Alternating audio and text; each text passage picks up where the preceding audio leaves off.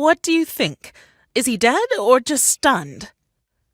As the town of Larkspur's library director, Greta Plank got her fair share of unique inquiries, but this wasn't the type of question she was used to fielding.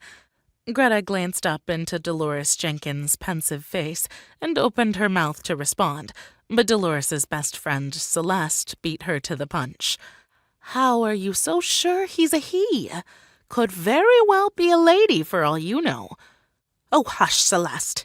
Dolores waved her off. "Does it matter at this point?" "I can't imagine the poor thing would appreciate us getting something so wrong," Celeste huffed. Greta sat back on her heels. She'd usually laugh at the familiar, good-natured squabbling of two of her favorite Larkspur residents. But given the present circumstances, she kept her expression neutral, because what she was staring at wasn't funny. Matters of life or death never were. To be fair, in this case, the life in question was that of a crow, an extremely common and, to many, an extremely annoying bird, but still. It was early on a Thursday morning in mid-October. She was kneeling in the middle of a group of her neighbors in the median of Larkspur Lane. They had all congregated to assess the situation. "What's the verdict, Greta?" Dolores, clad in a snug-fitting bathrobe with hair still tucked into her bonnet, crouched next to Greta, as well as she was able, given her recently broken leg. Dolores had gotten quite adept at navigating life on crutches.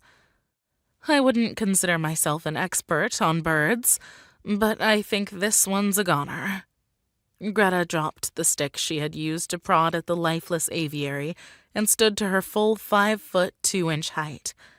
She wiped her hands on her pale green dress, tucked her curly, strawberry-golden hair behind her ears, and stuffed her hands into the pockets of her camel-colored Sherpa jacket.